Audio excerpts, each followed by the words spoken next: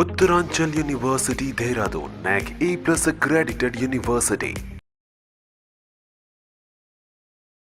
Welcome to Suman TV. मैं खुशबू जैन, कक्षा 8 से 10वीं तक अध्यापिका। तो अभी एग्ज़ाम का सीज़न है, 10वीं कक्षा के बोर्ड एग्ज़ाम होने जा रहे हैं। सबको टेंशन में। तो मैं आपको मैसेज देना चाहूँगी, टेंशन नहीं लेना, एकदम चिल होके एग्ज़ाम देना। Let's see, follow my tips and tricks. पूरा एक्सप्लेन करना चाहूँगी आपको, कैसे पूरा सोचना है, कैसे लिखना है, पूरा ये बताना चाहूँगी। फर्स्ट एसएससी मैं ब्लूप्रिंट के हिसाब से पूरा आपका प्रॉब्लम पूरा शॉर्ट आउट कर दूंगी। अच्छे से देखो। फर्स्ट आपको टाइप ऑफ क्वेश्चन देखना है। उसमें ऐसे टाइप ऑफ क्वेश्चन रहेंगे 4। उसमें कितने सेंटेंस लिखना है? 10 to 12 sentence you can write. इसमें इंटरनल आपको चॉइस रहेंगे, आपको जो आया आप चॉइस कर सकते हैं और उसको टिक कर सकते हैं और आप लिख सकते हैं। फिर 4 क्वेश्चन रहेंगे ऐसे टाइप ऑफ 4 क्वेश्चन 7 मार्क्स के लिए, तो टोटल मार्क्स 28 और आपको ईच क्वेश्चन के लिए 20 मिनट्स रहेंगे। तो टोटल आपके 4 क्वेश्चन के लिए टाइम रहेगा 80 मिनट्स। नेक्स्ट आते हैं शॉर्ट क्वेश्चन। शॉर्ट क्वेश्चन में टोटल क्वेश्चन रहेंगे 5 क्वेश्चन में कितने सेंटेंस? 4 to 5 सेंटेंस आप लिख सकते हैं। इसमें नो चॉइस 1 क्वेश्चन रहेगा 5 मार्क्स के लिए और 4 क्वेश्चन रहेंगे 3 मार्क्स के लिए। तो टोटल इधर एक क्वेश्चन 5 मार्क्स का और 4 12 मार्क्स का, तो टोटल होता है 17। इसमें आप जो 5 मार्क्स का क्वेश्चन लिख रहे हैं 5 मार्क्स के लिए, उसके लिए आप ले सकते हैं 15 मिनट्स और जो बाकी आप 4 क्वेश्चन लिख रहे हो 3 मार्क्स के लिए, उसमें आप टोटल 30 मिनट्स दे सकते हो। तो उसमें आपका टोटल टाइम हो जाता है 45 मिनट।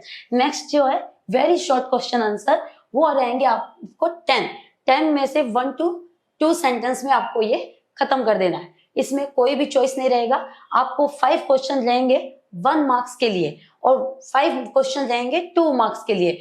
टोटल मार्क्स होंगे 15 में से आपको जो 5 क्वेश्चन है उसके लिए आपको मिलेगा 10 मिनट्स और जो 10 क्वेश्चन है उसके लिए आपको मिलेगा 15 मिनट्स। इसके अकॉर्डिंग टोटल टाइमिंग होता है 25 मिनट्स। टाइम को आपको एकदम ध्यान रखना है। नेक्स्ट ऑब्जेक्टिव्स, जो पार्ट बी होता है वो ऑब्जेक्टिव्स होता है। उसमें आपको टोटल क्वेश्चन रहते हैं ऑब्जेक्टिव्स में 20 में से 10 जो रहते हैं वो टेक्स्ट बुक के रहते हैं, बाकी 8 जो रहते हैं वो ग्रामर पोर्शन से रहते हैं और बाकी जो 2 रहते हैं ऑब्जेक्टिव में वो मैक्स सेंटेंस से रहते हैं। तो 2 ओनली फॉर मैक्स सेंटेंस। तो total 20 each for 1 marks, total marks 20। तो you can take time for 1.5 minute for each. तो total timing request 30 minutes, total 30 minutes. So let's see, total marks 80, timing आपको पता चल गया, टोटल 180 मार्क्स। तो उसके बाद हम इस एग्जाम को इजी कैसे कर सकते हैं, हमको क्या लिखना है, कैसे लिखना है, वो हम कैसे बता सकते हैं। जैसे आपका फर्स्ट लेसन है, मैं अभी लेसन की बात करूं तो यहाँ से मैं स्टार्ट करती हूँ कि आप इजी वे में हिंदी कैसे लिख सकते हैं, कैसे आप पूरे एक सिर्फ ट्रिक्स देने से आप कैसे उस लेसन में पूरे अंदर जाके आप लिख सकते हैं। तो please follow my tips. First lesson है आपका सुंदर भारत। तो भारत के बारे में और भारत की जो सुंदरता है उसके बारे में इस पाठ के माध्यम से श्रीधर पाठक जी, ये सबसे पहले आप नाम याद रखें, ये पाठ के रचयिता कौन है। फर्स्ट लेसन सुंदर भारत, उसके रचयिता है श्रीधर पाठक जी। तो आप श्रीधर पाठक जी को माध्यम से आप जो भारत में सुंदरता है, जो भारत की नदियां, भारत के झरने, भारत की ग्रीनरी जो भी है वो आप अपने शब्दों में लिख सकते। आपको रट्टा मारने की कुछ भी जरूरत नहीं। आप अपने ओन सेंटेंस में अपनी भारत की सुंदरता, आप भारत देश में रहते हो, आप भारत को सुंदर कैसे देखते हो और अपनी नजर से आप लिख सकते। तो ये बहुत इजी वे में आप लिख सकते। सेकंड आता है नेताजी का चश्मा। नेताजी का चश्मा जो स्वयं प्रकाश, यह कहानी सुभाष चंद्र बोस के बारे में है। यह आपने सुन लिया कि सुभाष चंद्र बोस के बारे में, लेकिन वो सुभाष चंद्र बोस की एक प्रतिमा का एक छोटा सा हिस्सा है। उसमें ये बताते हैं स्वयं प्रकाश चंद्र जी कि आप देश से प्रेम कैसे कर सकते हैं। आप देश से, अपने नागरिकों से, देश की भक्ति से, देशभक्ति अगर आप में आ गई तो आप एक देश प्रेमी बन सकते हो। आप वही भक्ति भाव इस लेसन में आपको देखने को मिलता है। तो वो भक्ति भाव आप पूरे इसमें अगर कोई भी क्वेश्चन आए तो देश की भक्ति भाव को लेकर आप लिख सकते हैं। अगर आपको नहीं भी आए तो अपने देश के, हम देश से प्रेम कैसे कर सकते हैं वो आप उसमें एक्सप्लेन कर सकते हैं। अब हम आते हैं नंबर 3, एक कहानी यह भी। तो पार्ट आपका तीसरा है, एक कहानी यह भी। ये मन्नू भंडारी जी इसमें आत्मकथा बताती है अपनी, जो मध्य प्रदेश में जन्मी है, जिसका जन्म हुआ है 1951 में। अगर आपने इसके कहानी के रचयिता कौन है, इनका जन्म कब हुआ, ये कहाँ से, कौन से स्टेट से, कौन से जिले से, ये आपने पॉइंट्स लिख दिए तो वो हाइलाइट्स होते हैं आपके। तो उसमें आपको कम से कम जो आपने 3 लाइन लिखी है और उसमें आपने बर्थ और उसका बर्थ प्लेस का नाम लिख दिया, उसके आपको 100% 3 मार्क्स मिल जाते हैं। तो इसका अर्थ है ये कथा उनकी खुद की आत्मकथा नहीं है, लेकिन जो उनकी जीवन की शैली है वो डिसीजन लेने में उनको हेल्प करती है कि ये ऐसा करना चाहिए, वो वैसा करना चाहिए। तो ये कहानी उनकी खुद की नहीं है, बल्कि उसके सांसारिक जीवन में उन पहलुओं पर प्रकाश डालती है जो अपने रचना पात्र में, जो संसार की रचना है, जो हमारे जीवन की रचना है, उस पर हम फोकस डाल सकते हैं। तो नंबर 4 पे है आपके कवित।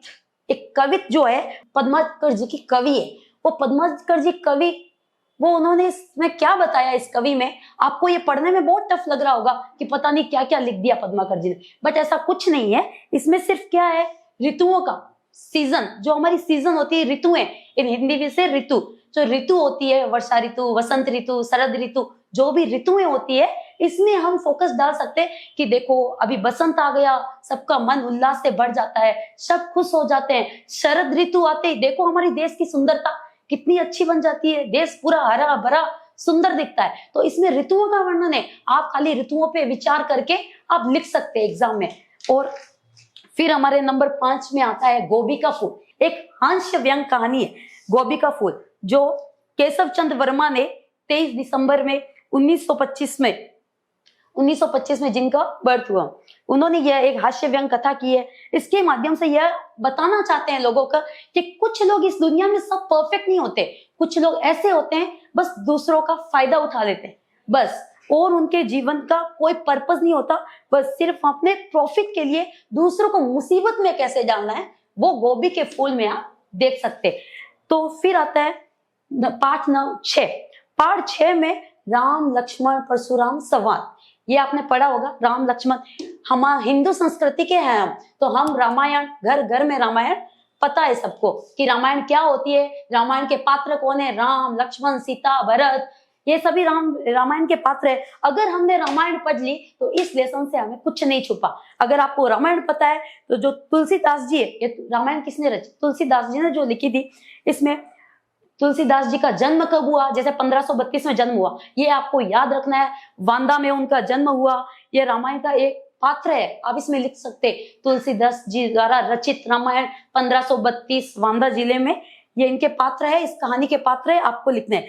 जिसमें परशुराम जी को धनुष तोड़ने पर बहुत गुस्सा आता है। एक रामायण की स्टोरी में आपने पात्र में देखा होगा, जब राम जी धनुष तोड़ते हैं तो परशुराम जी को बहुत गुस्सा आता है। तो फिर लक्ष्मण उन पे हंसते हैं कि ऐसे तो बचपन में हमने बहुत से धनुष तोड़े हैं, फिर ये धनुष तोड़ने पर आप इतना गुस्सा क्यों हो गए।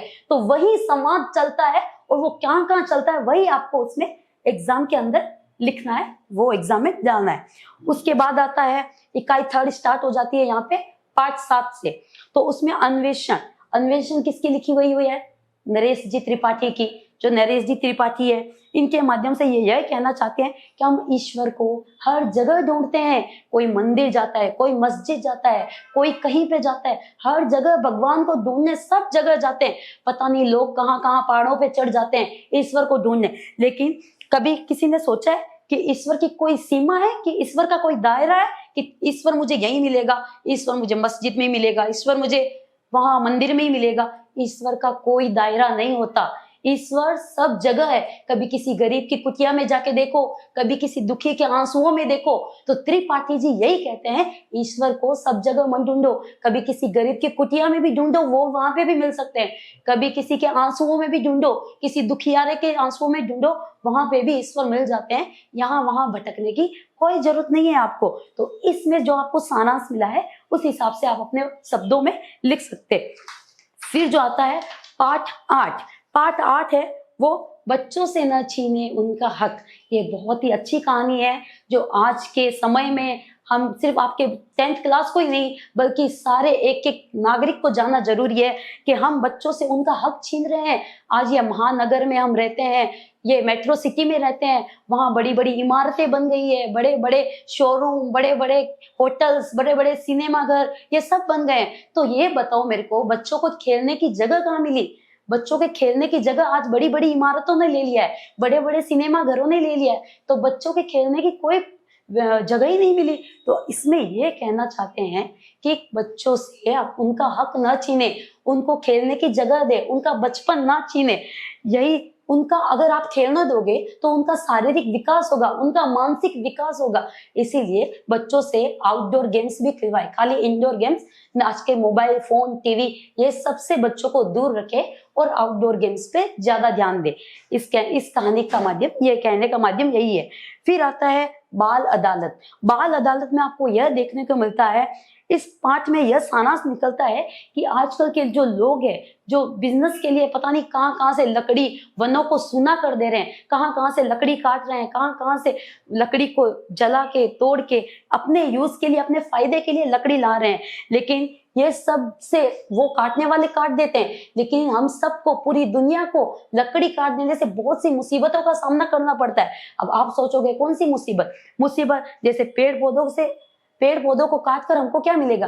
बाढ़, भूकंप जैसी आपदाएं देखने को मिलेगी। अगर हम पेड़ पौधों से नाता जोड़ के रखेंगे तो हमको सब भलाई इसी में हमारी कि पेड़ पौधों से नाता जोड़ के रखे। तो इस पाठ के अंदर आप पेड़ पौधों से नाता जोड़े रखे, लकड़ी ना काटे, इसका सारांश आप दे सकते हैं। फिर हम देखते हैं पाठ 10 कन्यादान। ऋतुराज ने माँ के लिए कहा कि माँ के लिए अपनी बेटी का कन्यादान करना बहुत ही मुश्किल होता है, बहुत ही दुख भरा होता है। तो कन्यादान में क्या होता है वो आप अपने शब्दों में लिख सकते हैं। फिर आता है पाठ 11 बाढ़ की पहचान। हरिवंश राय बच्चन ने ये इलाहाबाद में 1907 में अपने ये कविता के माध्यम से बताया कि तुम बाढ़ की पहचान करो, पहले अपना लक्ष्य निर्धारित करो और उस लक्ष्य को कभी मत छोड़ो। फिर आता है पाठ 12 सफलता की चुनौतियां। रोड टू सक्सेस में आने वाली चुनौतियों में हम देखते हैं कुछ लोग पॉजिटिव अप्रोच के साथ हर प्रॉब्लम से डील करते हैं।